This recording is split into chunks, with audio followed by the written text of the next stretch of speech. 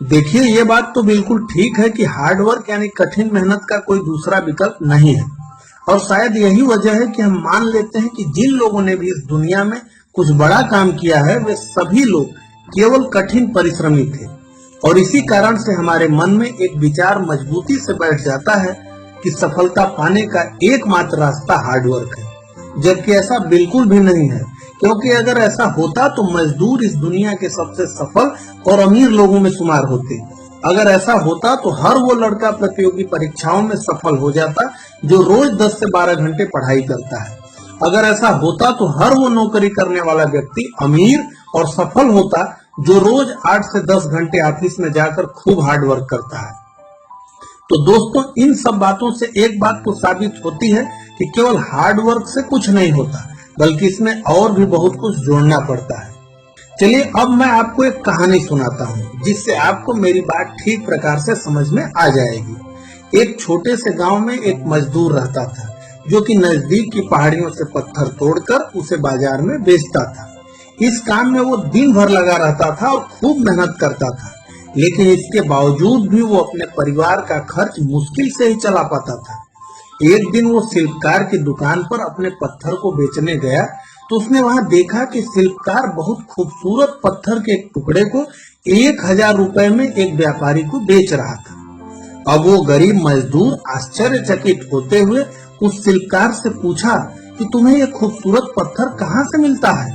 शिल्पकार ने उसे बताया कि ये तो वही पत्थर है जो तुमने मुझे कल बेचा था। मैंने उन पत्थरों को छोटे छोटे टुकड़ों में तोड़कर उन्हें अपनी कारीगरी के प्रयोग से इतना खूबसूरत बनाया है।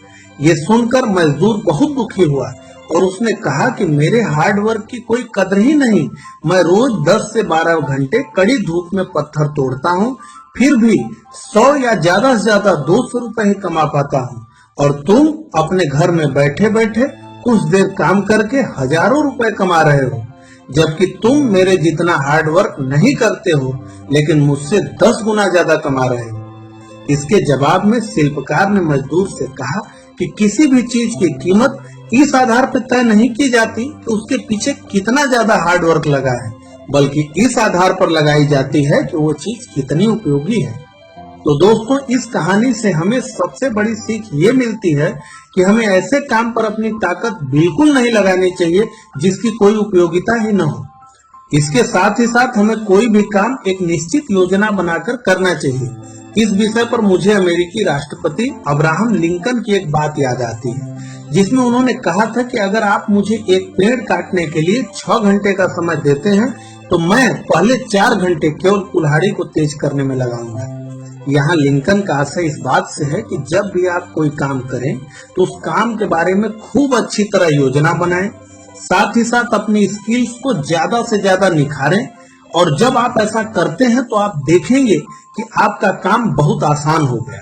पर ज्यादातर लोग अपने पूरे 6 घंटे को काम करने में ही लगा देते हैं, क्योंकि उन्हें लगता है कि 4 घंटे प्लानिंग करने और अपने स्किल्स को तेज करने का कोई फायदा ही नहीं होता है।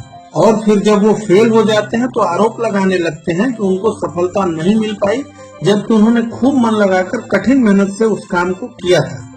तो इन सब बातों को मिलाकर दोस्तों हम कह सकते हैं कि right direction plus proper planning plus hard work बराबर सक्सेस, यानी सही दिशा प्लस बेहतर योजना प्लस कठिन मेहनत बराबर सफलता। इसे हम ऐसे भी कह सकते हैं कि सही दिशा में बेहतर योजना बनाकर कठिन मेहनत से काम करने वाला व्यक्ति सफल होता है, ना कि केवल मेहनत करने